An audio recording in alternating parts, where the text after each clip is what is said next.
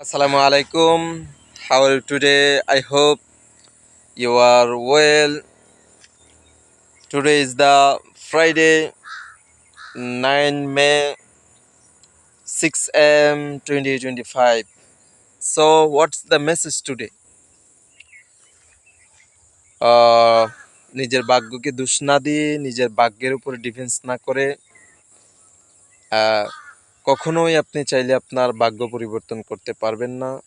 কিন্তু একটা জিনিস আপনি পরিবর্তন করতে পারবেন, সেটা হচ্ছে আপনার থট, মানে চিন্তা ভাবনা।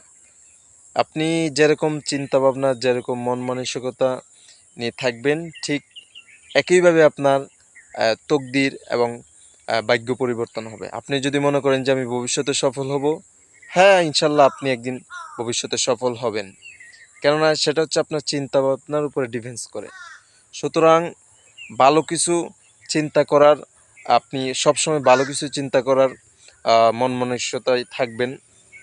আপনি যদি ভালো পরবর্তীতে খারাপ কোনো চিন্তা ভাবনা নিয়ে বসবাস করেন, তাহলে দেখা যাচ্ছে যে আপনার ভাগ্য ওরকম হয়ে যায়। যদি মনে করেন যে আমি পারবো না, আমি কোনোদিনই সফল হতে পারবো না, আমার ভাগ্যেই কেন এত এত আহ, আহ, আমার ভাগ্যই কেন এত খারাপ, যদি সবসময় ভাগ্যকেই দোষ দেন, নিজে কিছু না করে, নিজের চিন্তা ভাবনা পরিবর্তন না করে, তাহলে সেটার জন্য আপনিই দায়ী।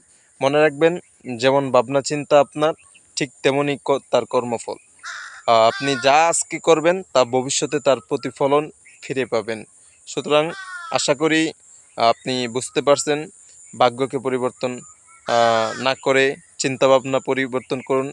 এমনি এমনি অটোমেটিকলি আপনার ভাগ্য পরিবর্তন হয়ে যাবে। তো ভালো থাকবেন, সুস্থ থাকবেন। জুম্মা মুবারক। Have a good day.